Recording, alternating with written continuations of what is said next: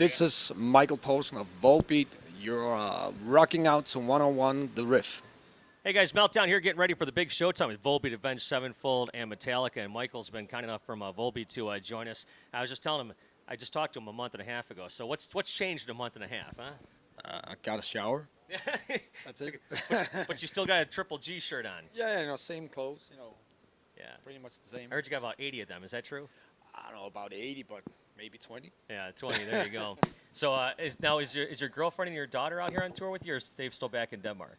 Still back in Denmark, so Yeah. pretty much looking forward to get back home and see my girls. Now, I mean, with technology nowadays, I mean, there's got to be a lot of like FaceTiming and stuff, I would assume, right?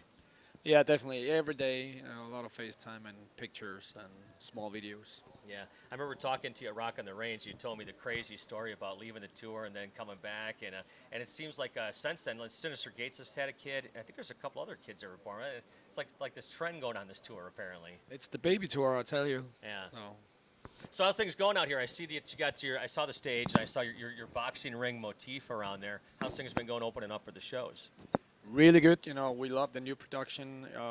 Actually, Metallica actually helped us out with the production, with the boxing ring. So we kind of, kept that production also to use it for some of the European shows. So it's a new way to, move around on stage, to use that boxing ring somehow.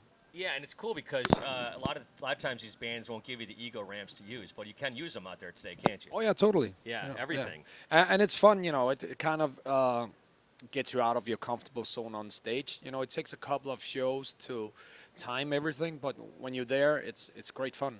Now, do you use this is kind of technical garbage, but do you use in-ears and stuff out there? I do. I was very much against it for many years, but I remember when it came out, it was not really good. Yeah. But it is something that it takes time to get used to.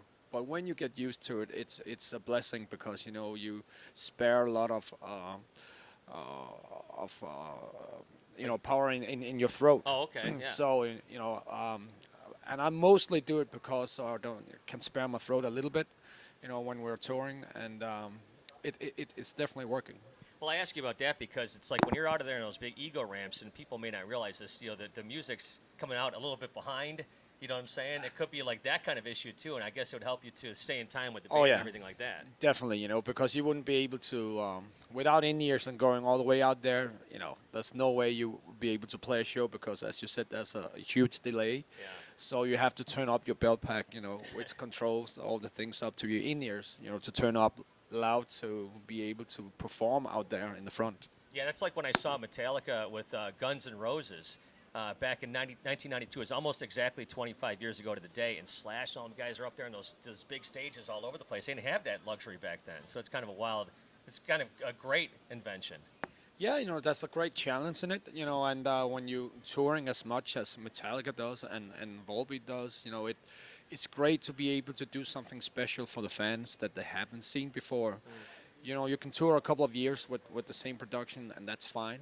It also has a huge cost. So it's always nice to, have a new production and do new stuff and kind of, even though it's great to be in a comfortable zone, but by time it also gets a little bit boring. So breaking those rules and comfortable zones is always great fun. Now, you just mentioned Europe a few minutes ago, and I saw you guys for the first time. I'm going to say about 6 years ago or so at St. Andrews Hall. And I don't expect you to remember the show, but I mean a little like 1,500 seat theater, right? And I remember the guys from Metallica were actually pumping you guys up pretty big. I mean, Lars was into Volbeat and stuff, and at the time, I think you guys were playing over in Europe to big monster crowds. Talk about breaking in America and what it's meant to your band. Still pretty much working on it. We kind of noticed that America is pretty big, so it takes time, to get all the way around. But it's been great breaking America. It's been a lot of hard work, a lot of road work, and of course Metallica was a big help for Volbeat to begin with when they brought us on tour the first time.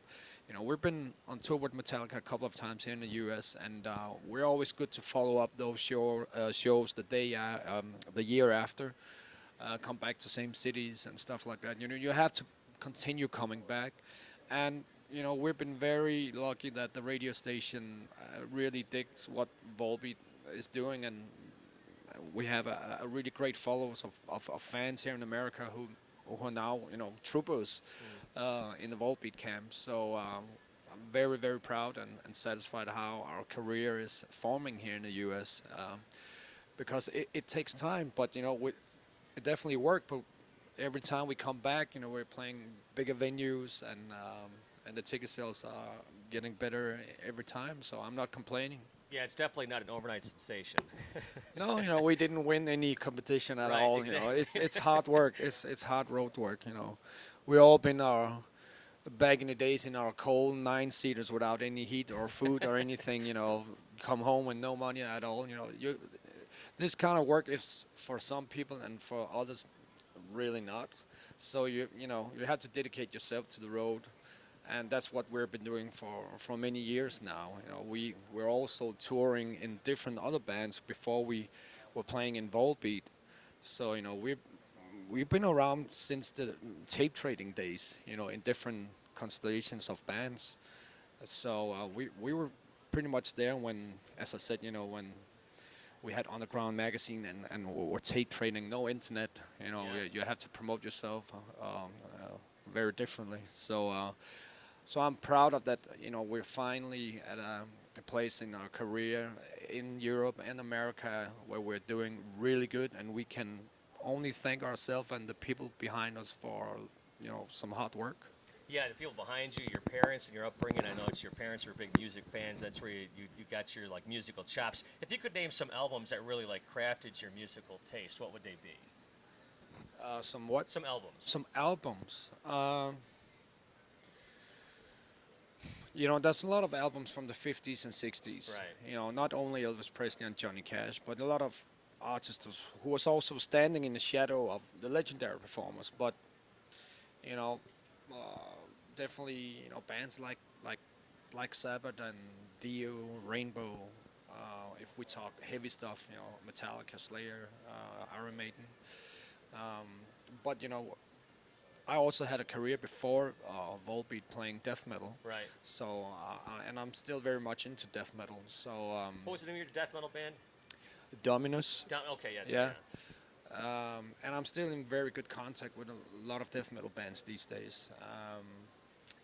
But I do listen to a lot of different kind of music, like gospel music. I don't, I'm not a believer. I believe in the spiritual world, but I'm not a religious guy at all. I don't support religion. I like blues. I like pop rock. I love death metal, black metal. It really punk music. It really doesn't matter what it is, as long as it moves you and gives you something. Just like food, when you put it in your mouth, and you're gonna know in a few seconds if you like it or not. Now we're going to talk boxing here in just a second, but Rob Caggiano's been in the band for a while now. So tell me, what he brings to the band. Maybe how things have changed. A lot of waiting. A lot of waiting. You're always waiting for Rob. Oh yeah, no, he's getting better. He's getting better. What do you wait on Rob for? Yeah, that's a good question. Backstage meet and greets. It's no, he's doing really good. We're very proud of having Rob in the band. He's a solid guitar player, tremendous good lead guitar player, also good rhythm guitar player. He's pretty much one of those guys who can play on any instrument. So that's always fun. But besides that, he's a really cool guy. Lots of fun. And he fits really good into the band. It's good to have a second guitar player where you can actually hear him on stage. He has his own signature. I have my own signature, and those two things combined, are really working. And John has a signature on his drums, and now we got a new bass player who definitely has his own signature. And somehow it fits like a glove, and I'm very thankful for that. I think every band member in Volbeat is very important, and they bring a certain element that is important for songwriting and the way we sound live. Yeah, I'll tell you what, man. I saw the show. Rock on the Range was awesome. The Masonic last year. I mean, you guys really bring the energy. And I know you weren't feeling very good. The Masonic last year. I think you were a little under the weather. And I think that was a huge. That was a hot day. That day. Oh my God, maybe the hottest show I've seen. That place. I don't think the air conditioner was working that day. All right, let's get on to the real crux of the matter here. You got your Triple G shirt on. Now that fight's what, mid-September? Oh yeah. Yeah, that fight. Yeah. Okay, now he perks up. All right. Now, I've always wondered. So you're a huge boxing fan. I've talked to you about this before, Madison Square Garden, the whole thing. So have you ever boxed? You ever dabbled in it at all? I don't even know if I've ever asked you about that. I had street fights, Right. but it came to a point in my life where I really had to choose if I wanted to, start boxing or being a musician. Right. And honestly, it was pulling a little bit, you know, I really wanted to start boxing, but the thing was, I said, and I was very young, and you have to start very young when it Right. comes to boxing. And the thing was, I said, there's no way you can go out in the weekend and get fucking drunk, and if you have to fight, Right.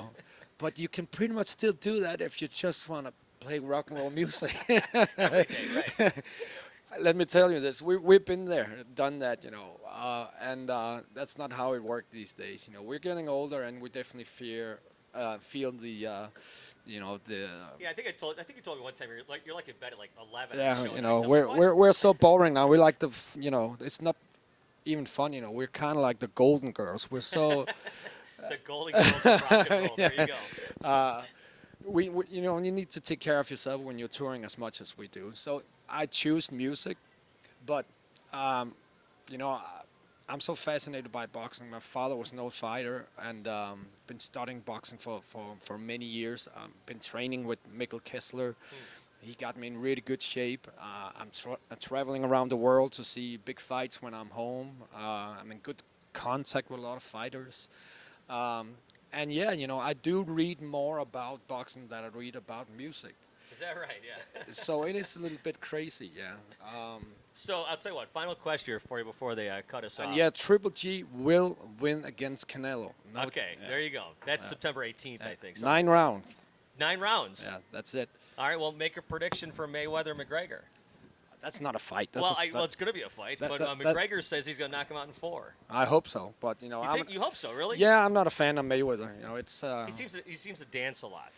it's a circus. I'm not a fan of that. It's it's You're going to entertaining. watch it though.